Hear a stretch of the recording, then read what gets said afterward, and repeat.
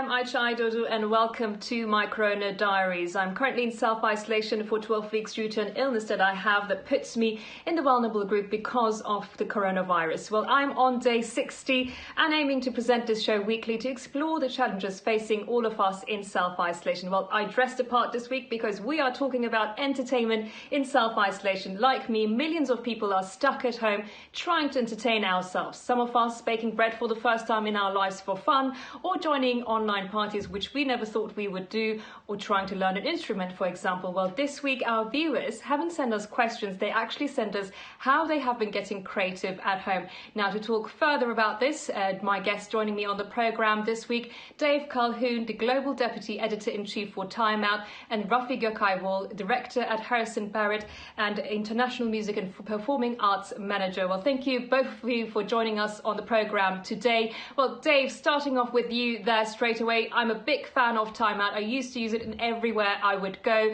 in every different city. Now you've changed the name to Time In. So what can we find on Time In, and what have you been doing to entertain yourself in self-isolation? Well, it's great to hear you're a fan. Thank you very much. I mean, we are still at heart Time Out. We're there to bring the best of cities around the world to our audience, but obviously everyone is spending time in at the moment. So we thought it was appropriate to temporarily change our name to reflect that. So what we've been doing is letting people know how they can enjoy all the things they used to love outdoors, whether that's movies or theatre or going to restaurants indoors. So we've been sharing all the innovations that are out there in streaming theatre, for example, making sure that people know all the new things coming to Netflix and other streaming platforms.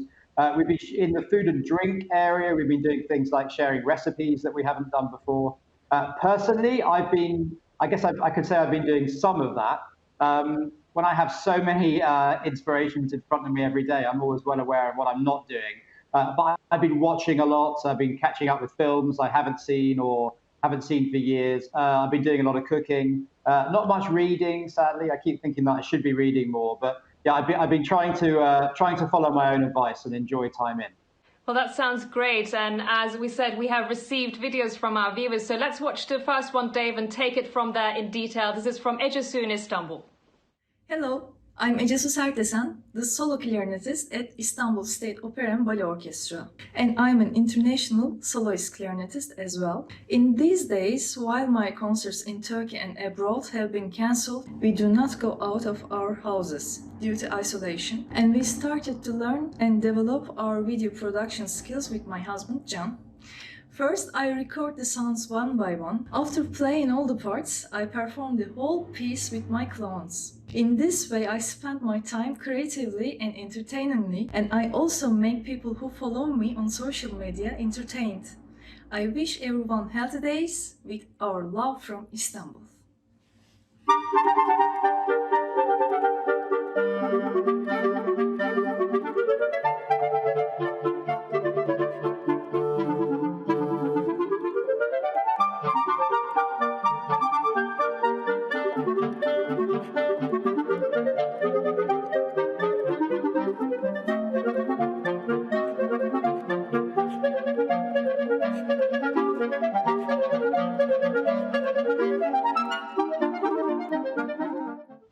Well, great performance there by Ayca. So Dave, since concerts and festivals won't be back for a while, what can we watch online or even get involved in? I read there's online choirs on Zoom.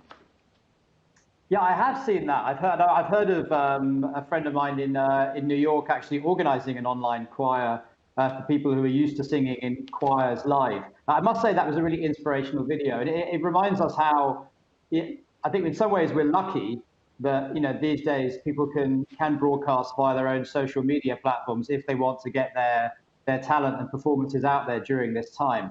If people want to connect with some of the more established traditional theatres or concert venues, most, if not all of them, have taken up the challenge of how to connect audiences with their work at this time.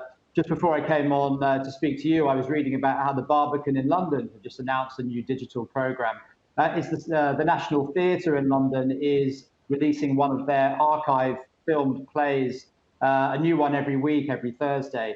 The Met Opera in New York is doing the same thing. I think if it's the same all around the world. If you think of a major theatre or classical music organisation, they're providing work online for free. Work which has previously been mostly work which has previously been recorded and people had to go and pay to see in theatres or concert halls, and that's fantastic. And I know, for example, the National Theatre in London has seen hundreds of thousands, if not millions, of people engaging with that. Now let's bring in International Music and Performing Arts Manager Rafi there. Rafi, actually we met at an online birthday party of our mutual friend on Zoom, which I was using for the first time. Now my child, who's 6 years old, has been using with her friends. There were 15 of them doing an online birthday party. Didn't go very well, too overwhelming on the air. Well, but what have you been doing online? I mean, apart from working online for entertainment on Zoom? I'm more into the interactive element of all of these online things. I've been going to a lot of online dance parties. I've been dancing at my home until the morning. I've been going to some drinks with curators, actually. There is a Frick collection just in New York, just announced that they're going to have like drinks with curators. I've been using this app called House Party, TikTok. I've been playing online board games. So I'm actually embraced very much the new virtual world. Well, I think it's always important to balance it out there. That's everyone, all the experts have been saying. But let's watch this video, Rafi, of Adam, who sent it from Boston for us. My name is Adam O'Neill. I'm from Trinidad and Tobago, and I go to Berklee College of Music in Boston. And I hope everybody's doing well in self-isolation. I just wanted to remind you to stay connected, stay positive, and to never give up, okay? All right. It really starts to get quarantined. So lame to only look at me. But I wanna get COVID-19. But that's okay. Got doomed to save the day. But it doesn't mean that it's okay.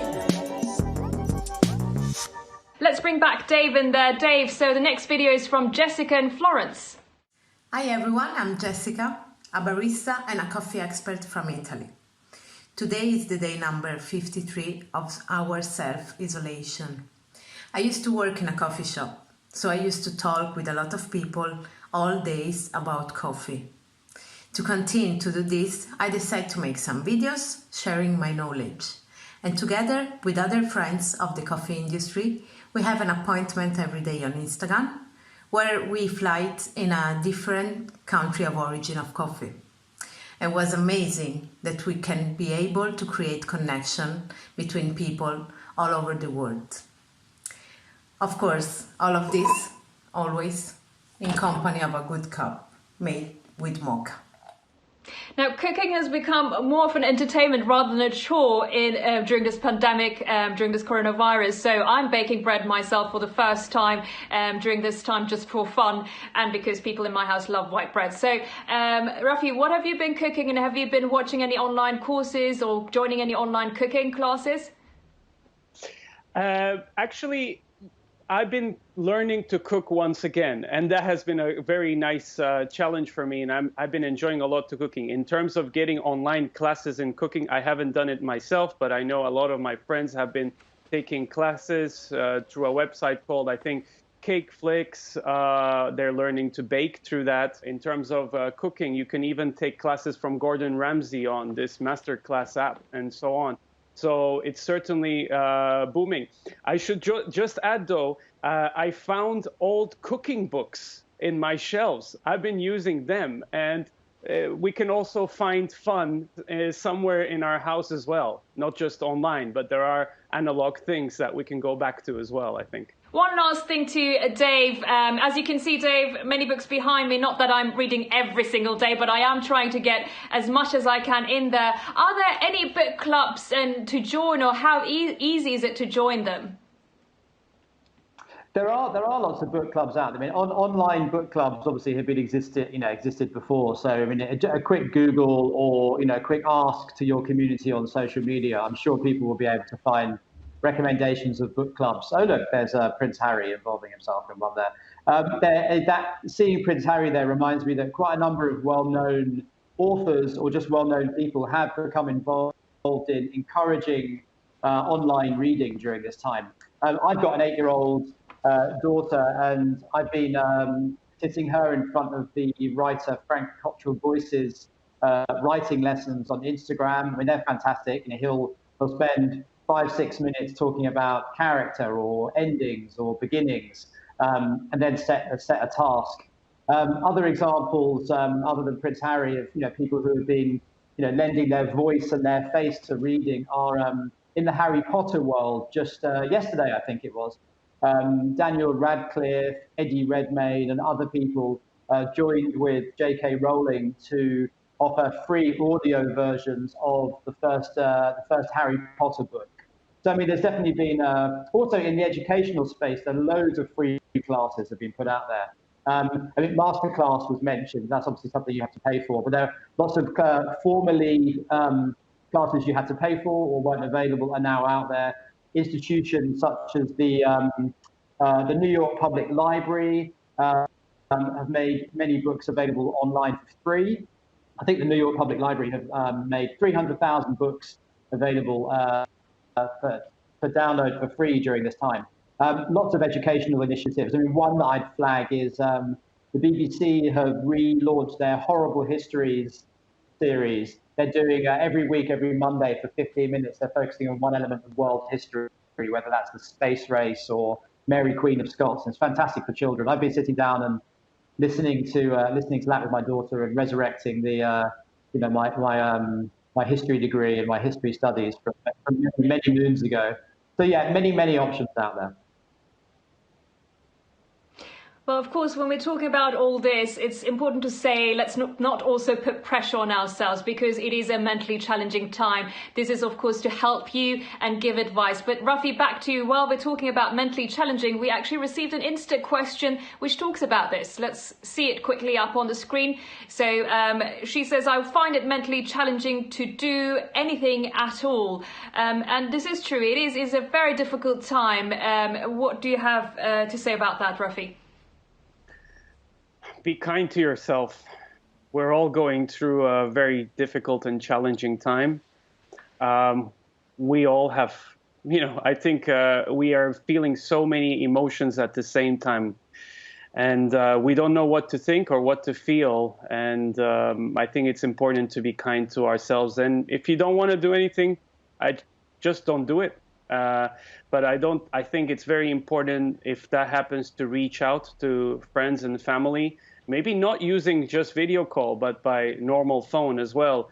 But it's very important to reach out to people and to talk to your loved ones at this time.